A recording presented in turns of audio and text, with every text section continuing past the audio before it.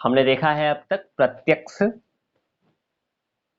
अनुमान, शब्द, उपमान और अर्थापत्ति, 5 प्रमाण। छठा प्रमाण अनुपलब्धि है। अनुपलब्धि मतलब जो नहीं है, अभाव। इसको मीमांसा दर्शन में प्रमाण माना गया है और वेदांत दर्शन में माना गया है। लेकिन मीमांसा दर्शन में 2 पार्ट है, एक प्रभाकर मिश्र का मत है और एक कुमारिल भट्ट का मत है। तो इसमें कुमारिल भट्ट का जो मत है ना, कुमारिल भट्ट इसको मानते हैं लेकिन प्रभाकर मिश्र इसको नहीं मानते हैं। तो भट्ट मीमांसा और अद्वैत वेदांत के अनुसार अनुपलब्धि एक स्वतंत्र प्रमाण है।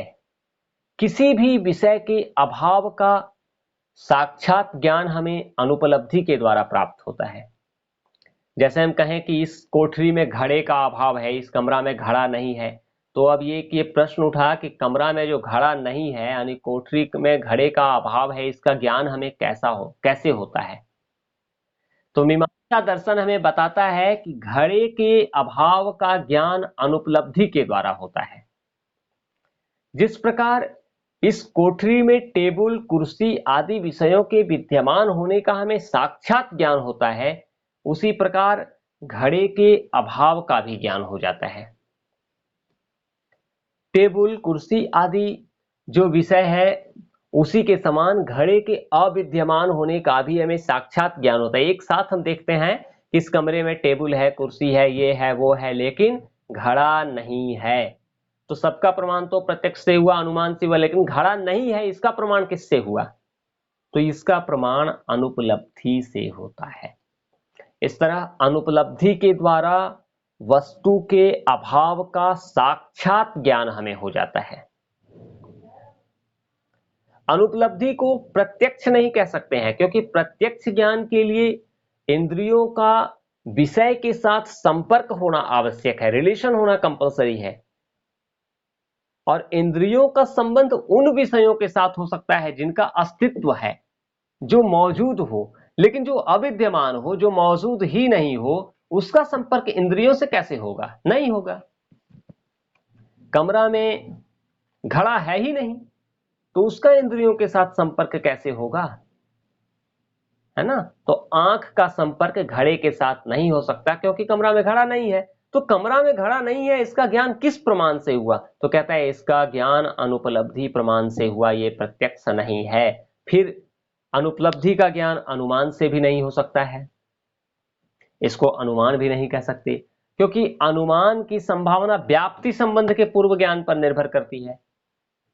व्याप्ति संबंध होगा तब तो अनुमान होगा। लेकिन घड़ा को हम जब कमरे में नहीं देखते हैं तो घड़े के अभाव का अनुमान कैसे होगा? अनुमान तभी होगा जब नहीं दिखना और अभाव के बीच व्याप्ति संबंध का ज्ञान हो। यानी कमरा में घड़ा नहीं दिख रहा है तो वहां घड़ा नहीं है, ऐसा दोनों में व्याप्ति संबंध होना चाहिए। यानी व्याप्ति कब होगा? जब हम ये कह सकें कि जब जब कमरे में घड़ा नहीं दिखेगा तब तब कमरा में घड़ा नहीं होगा। लेकिन क्या हम ऐसा कह सकते हैं क्या? कई बार ऐसा होगा कि घड़ा नहीं दिखेगा फिर भी होगा।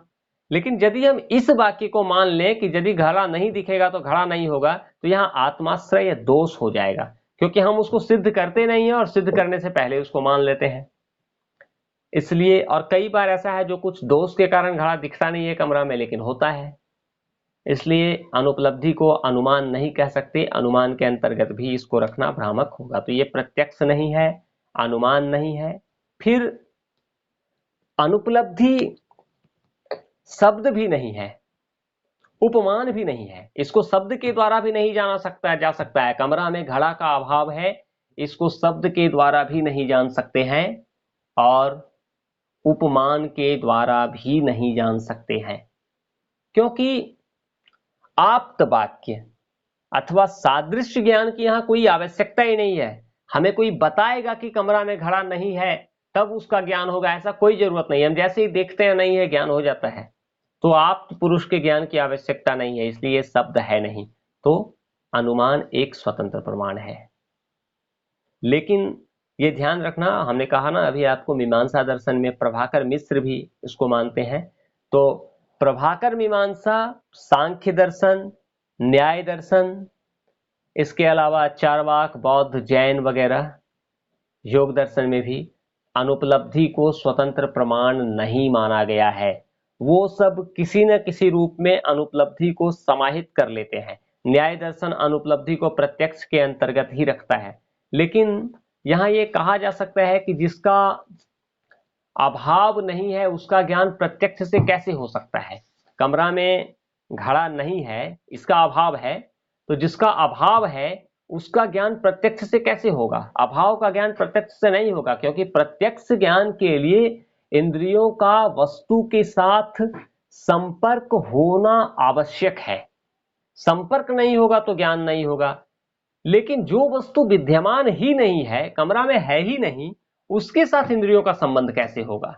इसलिए अनुपलब्धि को प्रत्यक्ष में समाविष्ट करना भ्रांति मूलक है, भ्रम है। अनुपलब्धि को प्रत्यक्ष में समाहित नहीं किया जा सकता है। तो इस तरह से अनुपलब्धि प्रत्यक्ष भी नहीं है, अनुमान भी नहीं है, शब्द भी नहीं है, उपमान भी नहीं है, और अर्थापत्ति से तो इसका ज्ञान हो ही नहीं सकता है, तो अर्थापत्ति भी ये नहीं है। तो अनुपलब्धि एक स्वतंत्र प्रमाण है। और ये कुमारिल भट्ट का मत, यानी भाट्ट मत मीमांसा दर्शन में, और वेदांत दर्शन अनुपलब्धि प्रमाण को मानता है। तो ये हमारा छठा प्रमाण था। इसके अलावा और भी 2 प्रमाण स्वीकार किए गए हैं।